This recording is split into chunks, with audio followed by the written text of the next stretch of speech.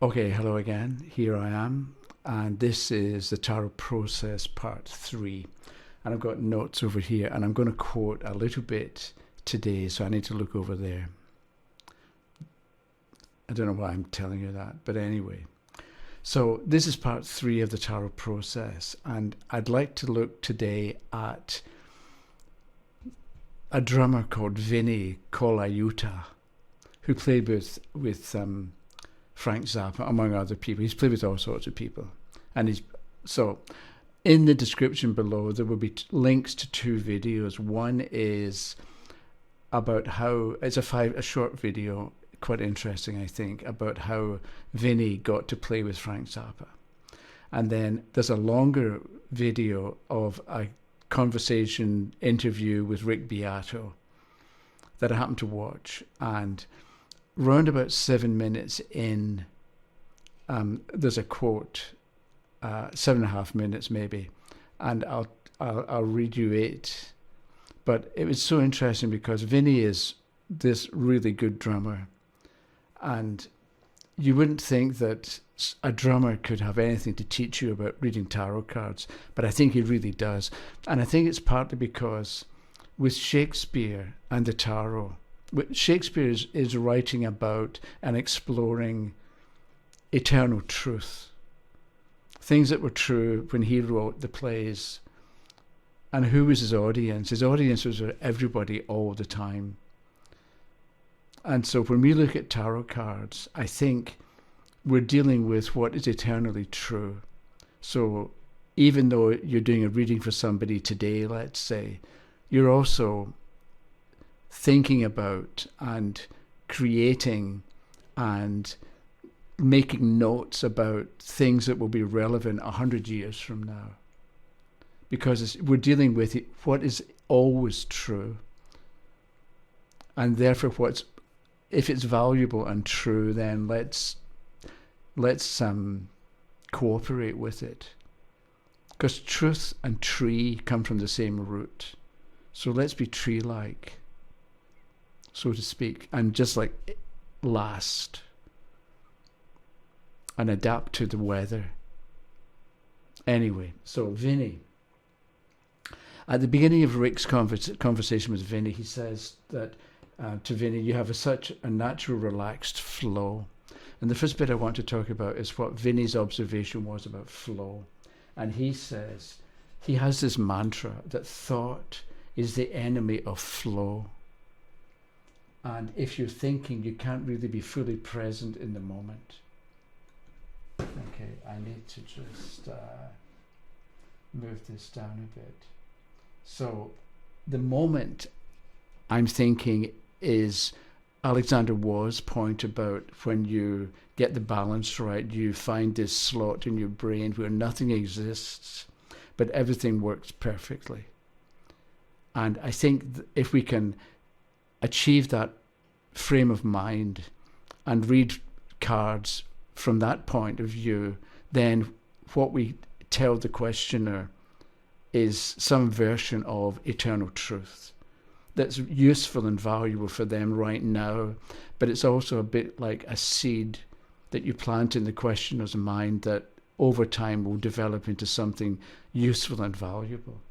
So the thing is, Vinni says that his mantra is thought is the enemy of flow. And I was thinking, okay, let's say that's true. How can you read a card without thinking about it? So I think what you do is, if you look at the picture and you know the question and you speak and describe and talk about the picture itself and relate it to the question and to an answer to that question, that's sort of being in the moment and being in the flow, instead of thinking, okay, here we've got the Three of Cups. What does that mean? I don't know. I'm going to think about and try and remember what I read that somebody wrote 40 years ago in a book that I read a year ago. That kind of is like stopping the flow, and it's getting out of the moment, and it's thinking, and thought is the enemy of flow. So I think if you just read the picture and talk about it and trust yourself and trust the tarot, you'll give good, useful, valuable information, remembering everybody's different. So it doesn't need to mean that much to you, because it's going to mean something to the questioner. Instead of stopping thinking and going back into your memory and struggling to remember something that seems important, but you've lost the flow. And good things happen when you're in the flow. Okay, so so I was thinking about, let's say a woman wants to know, will I meet a man and get married? And you shuffle and pick a card and get the King of Swords reversed. So instead of trying to remember, okay, what does the King of Swords mean? You look at the picture and say, okay, you want to know, are you going to meet a man? A king is a man. So yes, there's somebody in your future, but it's upside down. So it's not going to work that well, or there's going to be something wrong or something not quite right because the king is upside down. And maybe it has to, and this, you're just looking at the picture and picking out a king, it's upside down, it's a suit of swords. So you talk about swords, and maybe you figure that because it's swords, maybe he's going to be too sharp and cutting. And so he can say things that are hurtful. Maybe he doesn't mean it, but nevertheless, he says it and it's hurtful. So what you can be doing is you're preparing the questioner to know what to expect from this King of Swords, because he's reversed and because it's this King of Swords. So you're preparing them to meet somebody in the future so that they can get the most out of the relationship. And then maybe you go back and say it's a king, but it's upside down. So maybe he's out of his depth in some way. Kings give orders and they're obeyed, but a king upside down can be somebody who ought to be able to give orders but can't. Or they give their orders but people don't pay any attention to them. So they're kind of out of their depth, or they don't feel confident. So yes, you meet somebody, but he's going to lack confidence. So how do people act when they lack confidence? They can be over-aggressive. So you, the questioner, you have to be intelligent when dealing with this kind of individual or this person that you're going to meet. So that's one way of looking at the card. And rather than trying to memorize or trying to recall stuff that you read, you're looking at the card in the moment and just trusting that, okay, I'm going to talk about kings and what they mean and what they show and what they're like and what's a king reversed upside down point to. Okay, then, in the flow, and somebody left a comment on a previous video about, I think it was a slot in the brain, and they mentioned that it's like the Tao is doing, not doing. So I thought that was I wanted to mention that. So Vinni, when talking about flow, Vinni said, I can't really adequately describe it, but I just mean to say that it's everything takes care of itself. And that's kind of like Alexander's, nothing exists, but everything works perfectly. And Vinni says everything takes care of itself when you're in the flow and listening to the music and playing the drums. Then, okay, so when you're in the flow like that, there really aren't any mistakes. It's just events and creative moments whereby you're striving, not even striving, you're just creating, and things just happen. And then he mentions later, then there can be a tendency to have this, I better not make a mistake. That's what drummers might think. And this, I think, is totally to do with cards, because people will often say, I'd like to read cards, but I don't want to make a mistake. And so if you have that kind of outlook, then you think, okay, I made a mistake, I'm an idiot. And you're judging yourself and you're downing yourself and you're beating yourself up, going back to part 1. So it doesn't help to think, I made a mistake. But Vinni says, instead of thinking I'm going to make a mistake, all there are events. So instead of thinking I made a mistake with this card, think, this was the card, this is what I said, this on the other hand is what happened. That was an event. So I'm going to learn from it. I'm going to get something out of it. And if it comes up again, I'll act differently. I'll know what else to say or what to say instead. So, and if you do that, remember this cause and effect. So if you look at a card and what you said as a mistake, that's the outcome. That's trying to change the effect. But if you look on what you said as an event, a creative moment, and if it worked well, good. If it didn't work so well, that's a different kind of event. But it's still an event. And if you change the event, or if you change how you deal with the event, you're adjusting the cause, not trying to fix the effect. Then Rick asked Vinny, how do you bring new ideas into your playing? And Vinny talks about some drummer who would practice, but then he was always 2 months behind because he would be practicing, but the results of his practice wouldn't be introduced into his playing until a couple of months had passed. And so Vinny says, if you practice and you just let things happen, things will reveal themselves to you.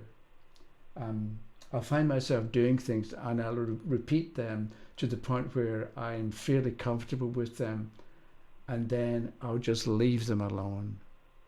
And I think that's the point. How do you learn cards? You pick a card, you study it, you make some notes, and then you forget about it. You leave it alone.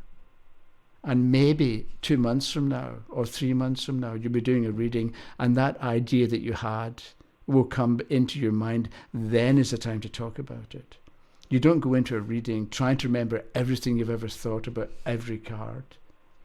Instead, you're in the moment, you're in the flow, and you talk about the card and the picture and go with what's there and what you notice at that time for that questioner with that question. And that's what's important. Because tomorrow the same person can ask you the same question. It's a different person because things have happened in the meantime. So what you do is, I think you study cards and make notes, but then you forget about it and let it gel and let it percolate in your mind and let it develop, so that when you're doing a reading, if you happen to remember something that you made a note about, talk about it. If you don't happen to remember it, forget about it. It wasn't relevant. It wasn't important for that particular question at that time. It doesn't mean that what you thought was wrong, but it didn't fit the moment.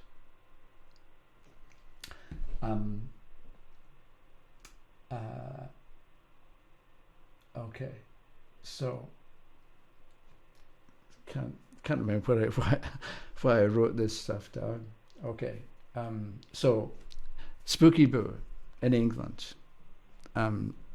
She called me Lazy Bones, but anyway, so she wanted to know about the Seven of Batons. So I wrote down 4 points about the Seven of Batons. And I'm going to talk about the card. Maybe it's because the card the Seven of Batons can be the answer to a question, but it can be talking about the past, the present, or the future. So I'm going to be mixing tenses when I talk about the card. So if you look at the picture, you've got somebody standing on the top of a hillock and with a baton in his hand, kind of defending himself, and there are people down below, and all you can see is the end of their stick or the end of their baton. So maybe you look at the card and you think, the person's on top of the hill. So depending on the question, the answer may be, yes, you're going to be successful. You're going to succeed. You're going to get what you want because you're on top of the hill, right? So being on top can mean getting into medical school, being successful in that way, or passing an exam, or getting a house that you want. It can be a little thing, developing a new habit, or let's say you're a weightlifter and you want to lift, I don't know, 100 pounds, and you can lift 100 pounds. That's you being on top. It's success depending on what the question is about. So somehow it's good. You made it to the top. And that can be what you get from the Seven of Batons, that you're on top in some way. But the next thing, it could be yes, you're going to be successful, but how do you get to the next level? So you've reached the point, but you're still struggling a bit. And maybe the struggle is not how to defend yourself, but how to get to the next level. And they say that, and this is in business stuff and other kinds of activities, the qualities and the behavior and the thinking that got you to a successful position is not going to take you to the next position or the next level. So if you've been successful, you have to rethink your thoughts and your behavior and your activities so that you can then keep progressing if you want to progress. And this is what the Seven of Batons can be about, again, depending on the question. So maybe, yes, you'll be successful, but the important thing is, what are you going to do next? What are you going to do with your success? Are you going to just maintain it? Or are you going to get bored? Or are you going to figure out, what do I do next? Think of sales. Let's say you sell $50,000 a month. How are you going to get to $200,000 a month? What you did to sell $50,000 a month is not going to get you 200,000. You have to look again at what you're doing or your methods in order to get to a next level, and that can be what the Seven of Batons is pointing to. The next thing I thought was, you're defending yourself on top of this hillock, but the people below you really can't hurt you, right? Because they're all they can do is maybe annoy you with the end of the baton. So with the Seven of Batons, are you overestimating the strength of the opposition, or are you underestimating your own ability?